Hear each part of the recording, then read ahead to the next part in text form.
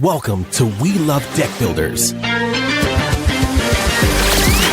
the podcast dedicated to empowering deck industry pros to construct a thriving business. Join your host, April Edwards, founder of Deck Builder Marketers, as she brings you a cheat sheet of industry secrets and strategies that promise to boost your deck building business. Whether you're a battle-tested pro or just starting your entrepreneurial journey, this podcast is your arsenal for expert insights and actionable advice. So tune in and let's carve a path to business growth, one insight at a time. And there you go. We are live. And for anyone listening, I just don't know if I could go on with this podcast today. I mean, we have a very serious issue here. You guys, I'm so sorry. I just don't know if I could go through with this today.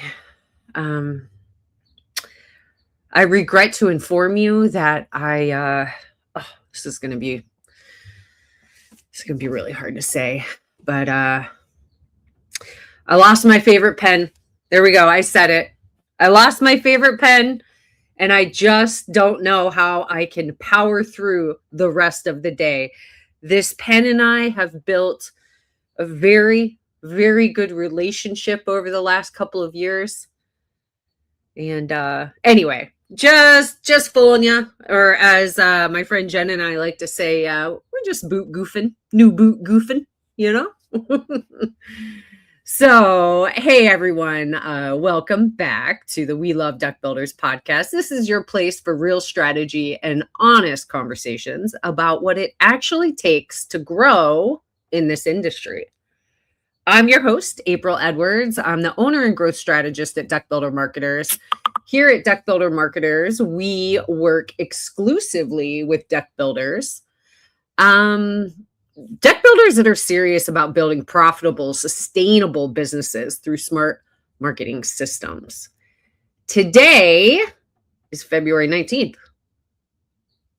I don't know what that means, but it is almost the end of February. I can't believe it. And I like to say that this is kind of that quiet window before the season really picks up. I know a lot of you guys, actually IBS is going on right now. So for anybody that might be there, I hope the show is great. If you are tuning in while you're there, let us know how it's going. I actually kind of have FOMO that I'm not there. I decided not to go there and to participate in a couple of other events this year. And I am feeling like I made the wrong decision. So definitely have some FOMO there. But yeah, if you're listening in, of course, this is live and I love your questions. You only get me today. So I hope that's cool. I'm all you get today. So chime in. If you know me, I don't like to just talk the whole time. I want to know what your burning questions are. I always like the mastermind. You know what I mean? Let's support one another. What's going on with your business? How's the season feeling? Are you starting to get some leads in the door? Are you optimistic about this year? I want to know everything. Did last year feel different than year before? You know, what is your prediction for this year? So let me know. Chime in. So, February 19th. It is February 19th. And some of you guys might be starting to see some traction. And I'm sure a lot of you guys are watching your pipeline pretty closely, right? And some of you guys are probably wondering how strong the spring is going to be. The builders who have strong seasons, I'm going to tell you, they don't wait until April to fix things. And that's the thing. I mean, honestly, if you're trying to fix something once it's already broken, it's too late. Now is the time to really tighten up your systems. I got to say, I went to Job Shred Connect. I really need to do a recap on that because there were so many good takeaways. that is the room you want to be in. I'm going to let you know. If you're not using JobTread for your project management software, do it. It's a really good step into systematizing some operations in your business, and you should have a system for every component of your business, so that you can scale up or just make your life easier, create a better experience. It all works together. So anyway, today I'm going to walk you through 3 things that smart deck builders do before the demand hits. Okay, we're talking about being proactive here. And also the word I use a lot is intentional. So we don't want to be reactive. We want to be intentional, because when you're reactive, it's already way too late, and I try and teach our guys, and I talk to a lot of deck builders across the country. You want to control the narrative. You want to control the growth of your business. And anyway, let's get into it. So that's what we're going to talk about today. And if you take only one thing from this episode, let it be this: strong seasons don't start when demand spikes. They start when systems get refined. So February, it's not a waiting month. This is a tightening month. Here are some things that you should be doing. Review your website. Refine your filtering for your qualified leads. I talk to a lot of people that are going out, spending a lot of time going and talking to any lead that comes in. Your time is, did you like how I said that? Your time is extremely valuable. And again, controlling the narrative, controlling your life as a business owner, making sure that you're not going out to every prospect. Figure out your filtering. It starts with your ICP, ideal customer profile. Know who that is. And all of this is really going to help you to close any gaps you have in your sales too. So it's just a really good time to take a step back and evaluate things and figure out how you could, us marketers like to say, optimize. We want to optimize. So it's a good time of year to take a step back and figure out how to optimize your business. So these small adjustments, they will compound fast once traffic picks up. I guess another word I want to use is clarity. I actually had a coaching session with one of my agency owners. I'm a coach for a group called the 7-Figure Agency. And a lot of what I preach in the beginning when somebody joins the program is clarity. It's really getting clarity, understanding who you serve and how you're going to serve them well. Because if you could get that down, everything after that is so much easier, so much easier. But I find that a lot of people don't take the time to really think through these types of things. And then they're kind of just throwing spaghetti at the wall and seeing what sticks, or taking what comes to them, which, this is a part where I practice what I preach. I mean, I went and built my own niche agency, targeting my people, my deck builders, very specific targeting. And anyway, just you could get really good at your craft when you know exactly who you are serving and how you serve them. So take a little bit of time back to really kind of think through these things, because again, these adjustments, they will compound fast once traffic picks up, right? Traffic means people are researching right now. I mean, they are. Trust me, I know what it's like to be in the middle of winter in Ohio and just dreaming about what life is going to be like when it's nice, or where you're going to go for a vacation. People are researching, but there's not as much activity and demand, obviously. I mean, there will be. And hopefully you've done your due diligence and your work in order to have a very successful season. But if not, now's the time, right? It's kind of your last chance in order to kind of get things in line before the busy season hits. So if you want to see how we structure this quarter, how we structure this quarter by quarter here at Deck Builder Marketers and how these refinements fit into a full growth system. You can go to deckbuildermarketers.com/system, and it's the entire breakdown of what we do. So we're not just getting you leads. There's so much more to controlling the narrative, as I like to say, outside of just bringing in those leads. It's about the experience that you bring from the time somebody learns about you to how you pick up the phone, how quickly you pick up the phone. How you follow up with people, leveraging automation and things like that to create a really good experience. All of these things will end up getting you more referrals and more business in the door naturally. So anyway, check out deckbuildermarketers.com/system to kind of get a little sneak peek in how we approach things. And then, of course, if you haven't read the book, the Deck Builder Marketing Playbook, we got a copy right here for anybody looking. Make sure you check that out. It's on Amazon. If you go to deckbuildermarketers.com/book, you can learn more about it as well. So super helpful. Good time to kind of dive into that. So if you believe your business is ready for a more intentional approach, we might be able to help you here at Deck Builder Marketers too, by the way. I mean, I offer free strategy sessions, so it's might as well take advantage of it, right? It's an hour of my time. I dig into the good, the bad, the ugly of what's going on with your competition, some opportunities that I see in order for you to tighten things out, up, how much you should be spending on your marketing to reach your goals. It's pretty insightful. If you actually if you search Deck Builder Marketers, Oceanside, you'll see our Google business profile and our reviews. Please leave a review if you like the podcast, or if you've had a call with me and it was helpful. A lot of people do leave reviews after speaking with me, because at the end of the day, I really want to be as helpful as possible. And sometimes we're not a good fit, or maybe you're not marketing ready.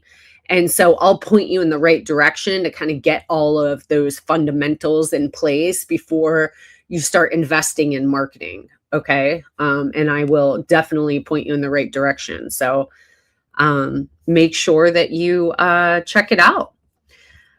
So what else do we have today? The three things, sorry, it's the pen, you guys. The pen has got me flustered. I'm just kidding. Any questions so far? I would love to have some folks on. And if you do comment, make sure that you say your name and your company, because people have some pretty crazy handles that I can't distinguish who you are. So it looks like Bobby's here. So Bobby hosted our podcast last week because I was very sick. I sounded like an 80-year-old woman who has been smoking cigarettes for 80 years of her life.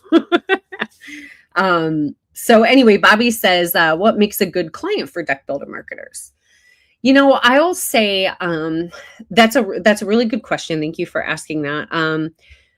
The best clients are the ones that really look at this as a partnership. They're comfortable with delegating, and more so, they have a growth mindset.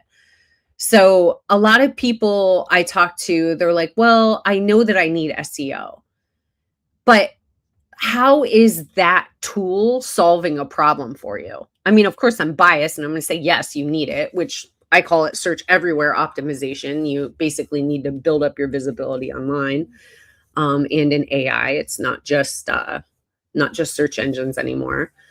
But if you don't have a goal for your business, which typically is how you want your business to support your lifestyle, if you're a business owner, then you're going to lose momentum. You're going to get lost. You're going to react off of emotions and not stay in it for the long haul, which is what you need.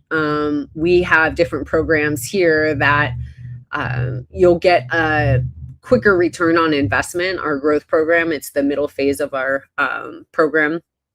You'll usually our clients will break even the second month. I say the third month just to have a little bit of a leeway there. But our our foundation program takes time. I mean, we're really focusing on building your overall authority and visibility online. And so if you're just investing in marketing for the first time, and you're expecting it to, triple your business overnight, that's not reality. It just isn't, especially now. A lot of folks just haven't hopped on the bandwagon. And I'm curious too, if anyone's listening, do you know what I mean when I say visibility? What does that mean to you?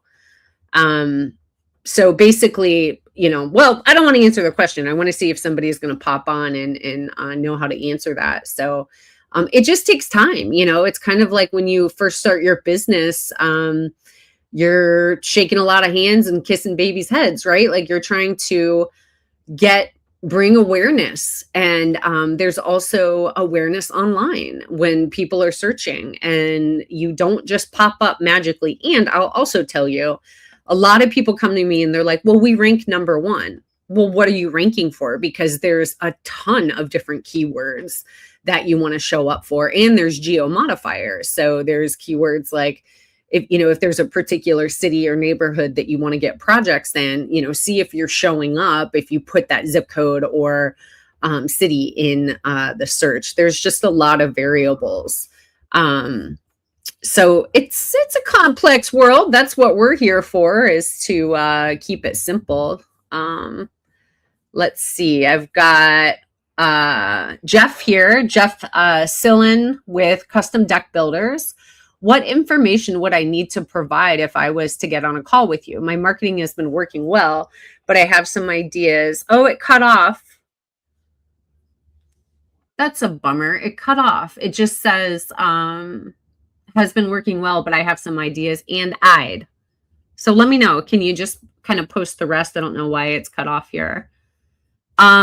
But yeah, your growth goals. And even if it's like, growth is kind of subjective term, honestly, in my opinion, because growth could mean, doubling your revenue. It could mean growing by 20%. It could mean building out your team, getting multiple crews, getting you off the tools, as we say, or hiring a salesperson. Like there's all kinds of things that go into that. And so being really clear with what you want the next phase of your business to be, and what that North Star is down the road. I mean, I talk to a lot of builders that have been in the business for a long time, but they don't have a retirement plan.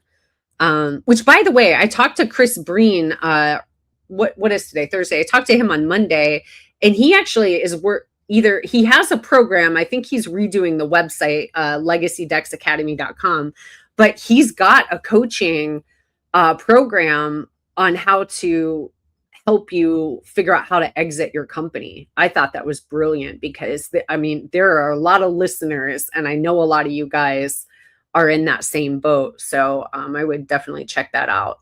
Chris at legacydecks.com, and then you could search for legacydecksacademy.com and reach out there. But anywho, so yeah, understanding just where you are now, what you've tried doing in the past, and where you want to be, and then I could help reverse engineer a plan for you. So I'll do homework. I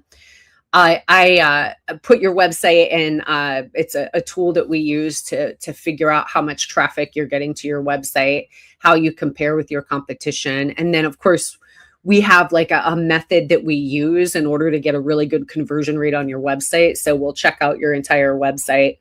When I say we, it's me, and give you a lot of pointers and show you what is possible.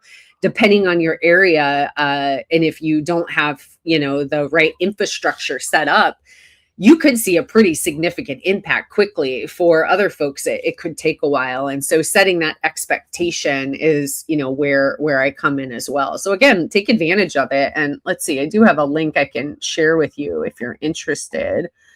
So it is just deckbuildermarketers.com / I can't find the banner here, but growth. Deckbuildermarketers.com / growth, and you can book a call with me. Okay, here, Jeff said, I'd like to assess whether or not I want to grow more or stay where we are. Regardless, I need to see where my marketing can improve. So if I ask some questions on the form, there's like you book a call with me, and then there's a form that you fill out in order to give me what I need in order to do my homework. And usually, so I'll put a spreadsheet together with your benchmarks and sorry, I'm like lip crack. I always need lip gloss. So I'll put together benchmarks of where you are now and where you want to be. And I can usually spot within that where the problem areas are. And numbers are subjective. Okay. So sometimes people will have a really high close rate, and that could sound great, but it might actually mean that you're not being selective enough, right? If your project value is $20,000, average, and you really want to build outdoor living spaces valued at, an average of $65,000, then, your marketing isn't attracting the right type of homeowners. So I can usually tell by looking at those numbers where we need to work. And it's interesting because we work with deck builders all across the country. And I was actually talking about this with my mentoree yesterday when I was coaching her. You would think it'd be boring after a while, guys. I mean, come on. It'd be like if you were, if you were building the same deck in the same, neighborhood all the time, right? It'd get boring maybe, but it's not like that for us. Every builder that we meet has a different story and different goals, and you guys approach things differently. And it gives us a way to be creative in how we put together a custom strategy for you. You might have certain components of your marketing stack or system set up that will allow us to prioritize our plan of attack on the gaps, if that makes sense. So anyway, I think Jen just put the link up here. It is deckbuildermarketers.com/growth. And we got another comment from Bobby. He said, before I joined DBM, I was a one-man show. I didn't realize how little I really knew about digital marketing, even though I was immersed in it every day. It was eye-opening to see that expertise here. Chris Breen, if you're listening, so he asked me how many team members I had, and I think I said 18, but that's a combination of both of my companies. So we kind of share some resources between Deck Builder Marketers and Audition, which Audition does primarily digital marketing, email marketing, social media, anything that has to do with leveraging your owned asset, first-party data for fan-driven brands, primarily bands and labels. But anyway, we have 14 people here, and it seems like a lot. But it's a lot of work, you guys. It is a lot of work. We essentially are, your outsourced CMO. And, it's a lot. It's a lot of work to manage your website, create content on your behalf, do your social media, run your ads, optimize your, automation and CRM platform, do email marketing. It's a lot of work, and it takes different specialists to make that happen. So, the truth is, if you were, I even have an article on the website about if you just go to our growth hub and you search for unicorn, you'll see the article. I talk about hiring like it's hard to find a unicorn, and a lot of people want to do their marketing in-house, which, makes sense. I mean, especially if you are trying to build an internal culture and all of that stuff, but it is impossible. I mean, we have a different position for each area in the marketing that we provide our clients. And it's just different thinking. Like it'd be really hard to find a good developer that also does design. It's just two different ways of thinking. And so if you're going to find somebody that can manage your ads and, stay up to date on all the different changes with AI and search engines in order to get you found organically, be able to create really good content on your behalf and do all of these things. It's impossible. There's no way.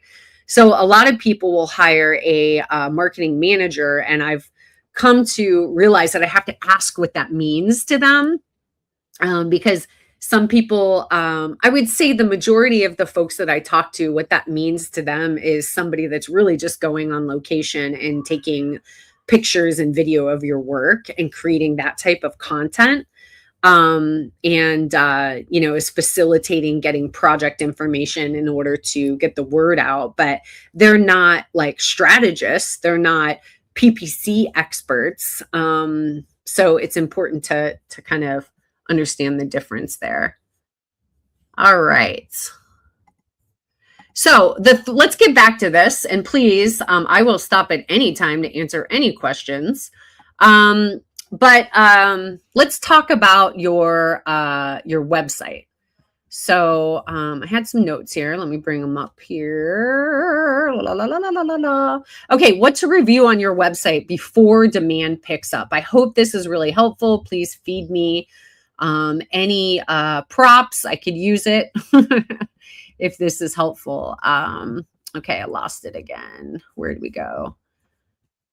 Okay. Bear with me. Okay. If spring traffic doubled tomorrow, would your site help close leads or just collect inquiries? Sounds like, what am I talking about? Why would what are you talking about? Makes no sense. Well, it does, because a lot of people treat their website like a business card, and there's not really a lot of helpful information that will answer your prospects' questions, and you'll maybe just have like a generic contact us page, or maybe it's get a consultation, but the form is just name, email, and a comment field. Well, that's not helping them navigate this big decision, and it's leaving a lot of work for your sales staff to have to educate them. So I want to challenge you to look at your website and see if it actually answers the questions that you would have if you decided you wanted to invest $50,000 in an outdoor living space. So these are a few components that I also recommend.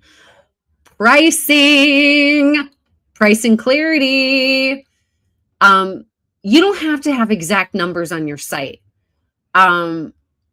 Now, Legacy Decks, if you go to their website and you look at their form, they do a good job of helping the homeowner at least understand what different budget amounts are going to equate to what type of project they could get for that, just on their form when they ask the budget question. And Andy Henley from Henhouse Decks is one of our clients, and we are updating that for him as well. And anyway, you should check out his site. I don't know if it's up to date yet at this point, but he's got a really creative way to do that as well, where, he talks about a henhouse deck. So I think he calls it a few different things like signature and stuff like that. And it really gives you an idea based off of your budget, what you could get. Because a lot of people don't know. And I know it's annoying to have to keep educating people, right? People don't know what they don't know. So if you put ranges on your website, he even, we're going to put tooltips on it and create a pricing page for him as well, because guess what? A good example, I would say, is if you have ever looked into different software for your company, what's the first thing you do? For me, it's I go to the pricing page, first of all, because I need to understand if it's going to be worth it for me. Right away, right before I start going into features and things like that. I need to get an idea because I don't know. So your clients will do the same thing. Set minimum signals as well. So, even on your budget field on your form, which if you don't know what I'm talking about, make sure that you have detailed questions that you ask people on your website form, because the ones that fill those questions out, they're going to be more qualified. the people that take the time to do that. And so ask them what their budget is. Ask them how quickly they want to get started. That will give you an idea if they're crazy or not, right? If they have a design in mind, what type of features they're looking for, all of this is going to help you really paint the dream. So project minimum on your budget, you don't have anything under $15,000 or whatever your minimal price point is. It makes it pretty clear subconsciously with just little things like that. So if you're scared to go all in and create a pricing page, there are ways that you could get around this. Even mentioning, hey, we don't do repairs and staining, that'll weed out some folks as well. So if homeowners can't estimate the investment, they're just going to hesitate or ghost, right? They're going to be like, this is frustrating. I don't know. I guess maybe I don't need this that much. Another thing that's really, really important, and I know that Chris and Amy preach this in Legacy Academy, is process. Man, I just went on a website today. I was so impressed. Shared it with my team. Really great visuals, very immersive experience on the website. And this was the best process page I've ever seen. Video is where it's at. I mean, there's the secret, but they explain the whole process, not through like watching a YouTube video, but they just, you would scroll the page and it would go from like step 1, step 2, step 3. And then it would have video in the background with no sound. But you get the experience. It's the sales rep sitting with the homeowner going through materials, or, showing different, like walking the property and things like this. And so it just made it really come to life. And now I have a really good idea of what to expect. And that's what everybody wants, right? They want to know what to expect. This is a lot of money. They want to understand how it's going to go. And if you do a good job of explaining all that to them, they're going to feel more warm and fuzzy. They're going to feel more comfortable. So explain even what happens after they submit the form. Do you have a design phase? What's your time frame?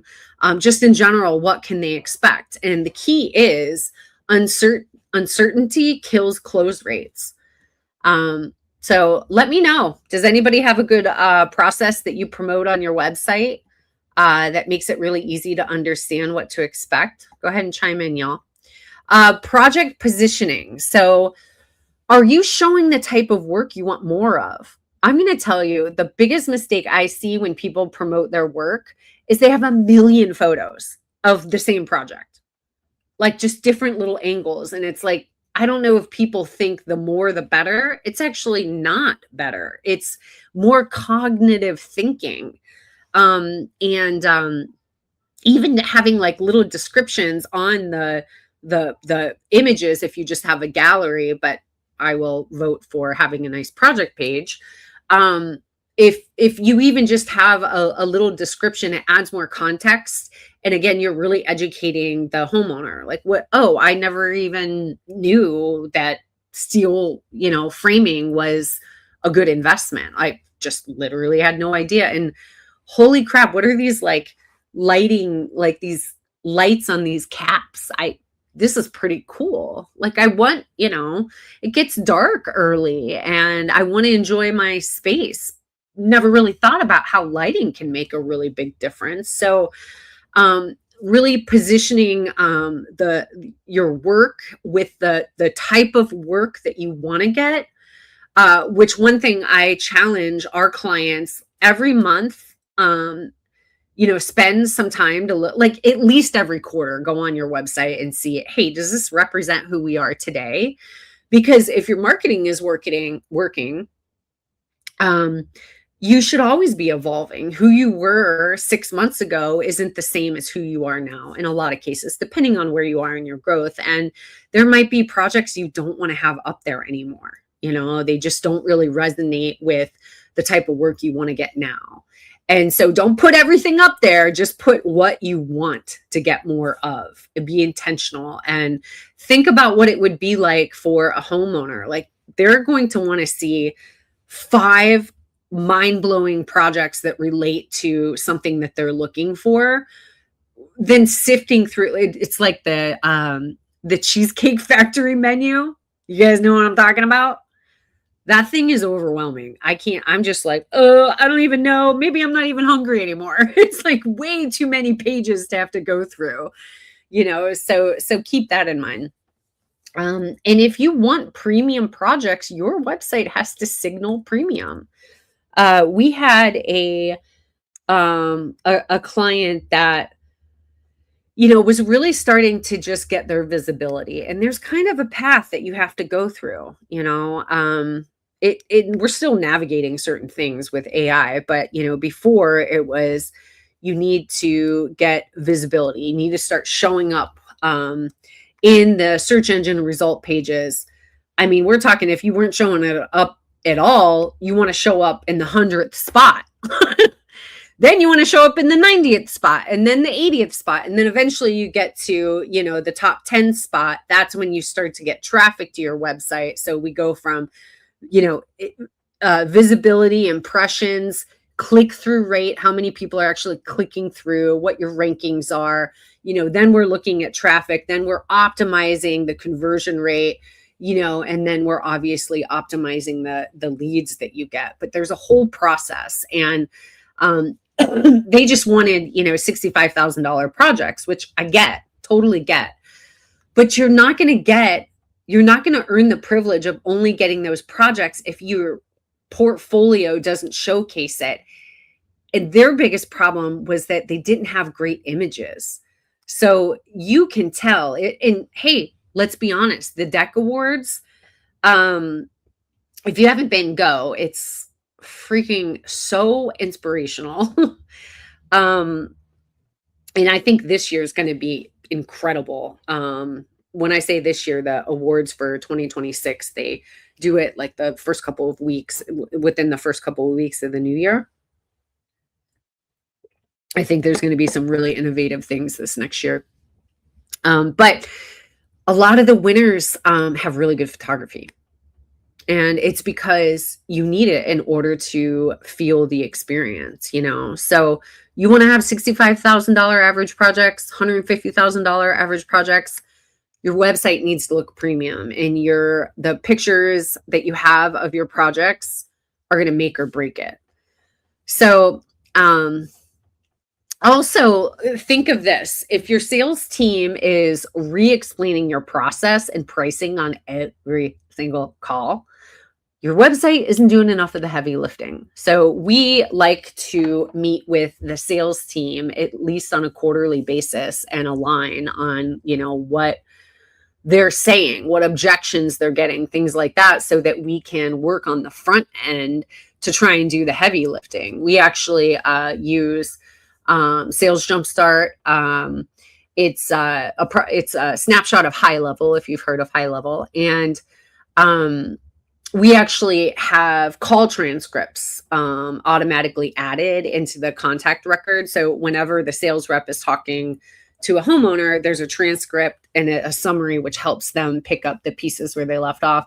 But we're transitioning those into content ideas so that we can actually in real time see what the sales team is talking about, so that we can ensure that that content is being reinforced on the website in automated email sequences and ad campaigns and social and all of that stuff. So really important. Again, I hope you're kind of getting, so far, we're really just taking a step back. We're trying to get some clarity on what we want and be more intentional, right? So looking at your website and stuff like that is really going to help. All right. So why lead quality matters more than lead volume? I want to talk about lead quality next. Point number 2. A lot of builders think, if I could just get more leads, I'll be fine. But it doesn't equal profitable. So in February, the smart builders are asking, are we attracting the right projects? And here's what they adjust. So I mentioned this before, form filtering. Are you asking budget ranges? Are you asking timeline, project type, features, things like that? Routing. So are repair inquiries separated? Are tire kickers treated differently? You could send them to a resources page or a video or something that helps educate them on maybe your pricing too, if it wasn't clear, before they schedule a consultation call, which I highly recommend.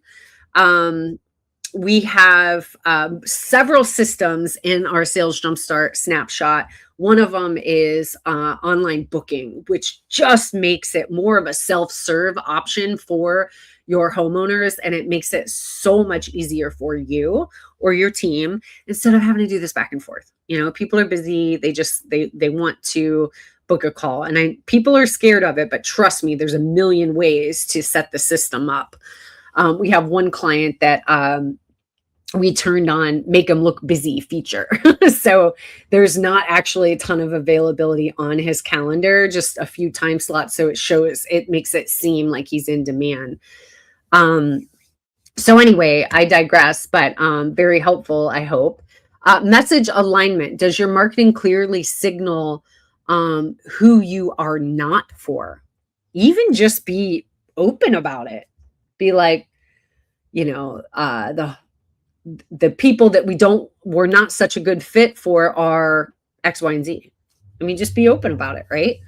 Because if you don't filter early, the season is going to filter you. It's kind of a good quote, right?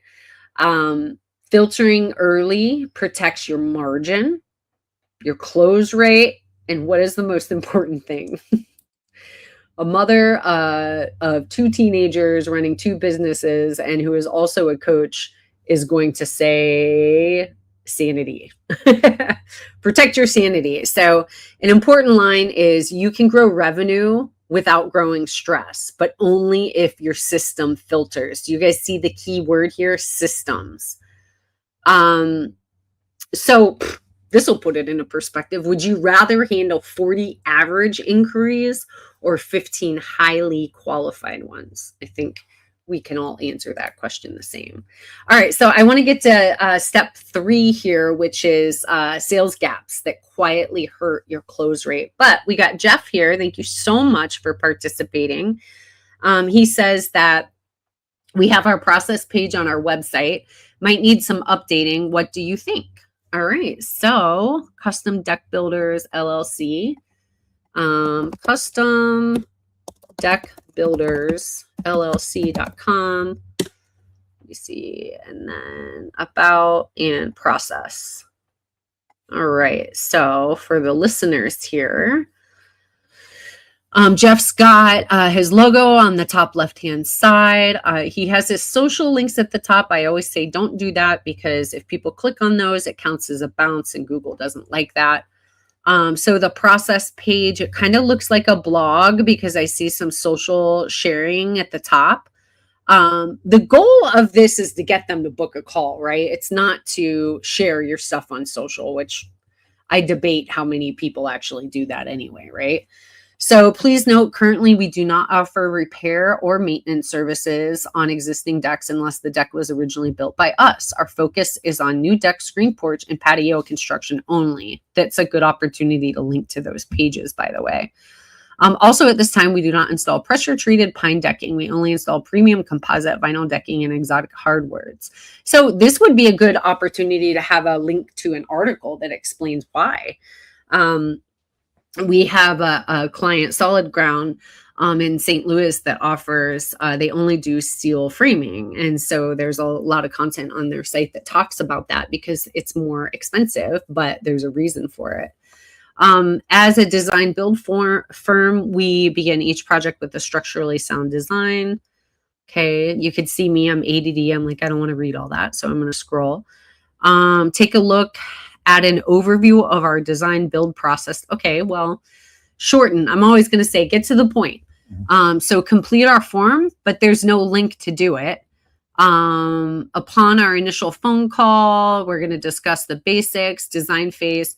So my feedback, this is nice, but I'm just going to tell you, treat your website like everybody in the world are 10-year-olds and they're completely ADD.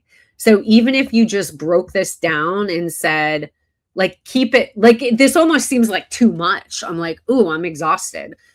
So maybe just keep it like, get to know you, step 1, step 2, design phase, step 3, breaking ground, step 4, barbecuing with the neighbors, you know what I mean? And then, so you just you keep top level information, like high level, and then you can provide the details once you've hooked them. Does that make sense? So yeah, I mean, I think it's great that you have this. More images are really helpful. Like, seriously, images of you with your clients is really good. At the end of the project, have them hold your yard sign or something like that and get in there with them so that we're humanizing your brand. So good start. I'm a very picky designer. My biggest takeaway is treat all of your website visitors like they are ADD. The other thing, just a little bit of criticism, like constructive criticism. A lot of people want to protect their images by putting watermarks on them. And I know why, because a lot of you guys have had people steal or use your images like they actually did the project, which is ridiculous. It is. In a way, it's kind of a compliment. But the truth of the matter is anybody can use AI to just get rid of the watermark. So I say, make sure that your work is shining. I think the watermarks take away from the essence of the space, and it tends to be a focal point. So I don't recommend doing that. It's causing more cognitive thinking, and it's getting in the way of me actually feeling this space. So let me know if that was helpful. And I just realized I was not sharing my screen. So this whole time I was looking at it and was not sharing my screen for anybody that is watching. So let me just show you here real quick. And then all of this is on video. So we put all of this on YouTube and our website, so you can check it out afterwards. So anyway, I'll just quickly go through it. You can see the process page here. Lots of stuff at the top here, kind of like my eyes going here to the left, and there's just a lot to process. So I always say simple is best. Keep it just simple, not busy. So if we scroll down, you can see all of the copy. I'm still scrolling. This is good how we have the request a consultation at the bottom. This seems broken to me. It's view area served. So this, for my listeners, when I click on view area served at the bottom, it's like an accordion. It comes down and it shows all the different counties with the cities and zip codes. This looks like SEO. So if it looks like SEO, don't do it. All right, I'm going to stop sharing my screen here. So Jeff, okay, cool. He says, all good points, makes perfect sense. Thank you. Cool, great. I'm glad that was helpful. All right, Daniel said the goal should always be to make it easier for people to become your client. The less friction, the better, for sure. It's just sometimes you got to put, not sometimes, you got to put yourself in the homeowner's shoes. You know what I mean? I don't think we do that enough. You have to understand what their experience is like. All right. So the sales gap. This one is subtle. It's not traffic. It's not ads, and it's not SEO. It's sales. It's the gaps in your sales. So these are the things that you need to check. Your follow-up speed. How fast are you responding? Because minutes matter. And if you're investing in marketing and you're trying to be intentional and get the type of work you want, you've got to get this down. You have to, especially in 2026. Things are competitive. People are impatient. Folks are using AI voice agents. I mean, it's insane. Platforms are making it so that they will go and call businesses for you. So it's hard. It's hard to have a business always, and it's becoming even more difficult now. So you have to get these things down. Your confirmation flow. So does the homeowner know what happens next? Do they receive reassurance before the call? Do you send them an email that's like, hey, this is how this is going to go down. These are the things you should think about beforehand. I mean, it's all psychology, right? It's how do you alleviate that anxiety? And then review and proof positioning. So this means like testimonials. Are they supporting objections at the right phase, at the right places? So we're relying on our client, not relying, like it's more of a partnership with what we do now. So you'll know the testimonials that go with what projects, or the reviews that you get that go with what projects. There might be things that your homeowner says on a call or in an email. Screenshot that. It's a useful asset. And so when we're putting together a project page, or we're talking about why you use these premium products versus these other products, reinforcing it with something that a homeowner actually says is going to validate the whole thing, because nobody cares what you have to say, but they obviously care about what's true, right? And it's actually part of these algorithms too. It's the trust component, the expertise, the experience, all of these components. So if you can actually use your reviews, testimonials, video testimonials as the most important asset that you have, you will actually want to embed those into the content to reinforce what you're trying to say. So I hope that makes sense. Let me know. And the biggest thing that I want to tell you is homeowners decide before they even call you. They're looking at your how you show up on Google, your reviews, your photos, what your messaging is are they connecting with it, or does it just feel generic? If your positioning isn't clear and your follow-up isn't tight, you're forcing sales to work harder than necessary. And who wants that, right? So again, February is, and by the way, AI is looking at all this stuff too. Okay. So be intentional, okay, with how you're representing your business online and how you're talking about it, what your tone is. Again, psychology, figuring design is psychology. You know that. So bottom line, February is when you want to tighten all of this.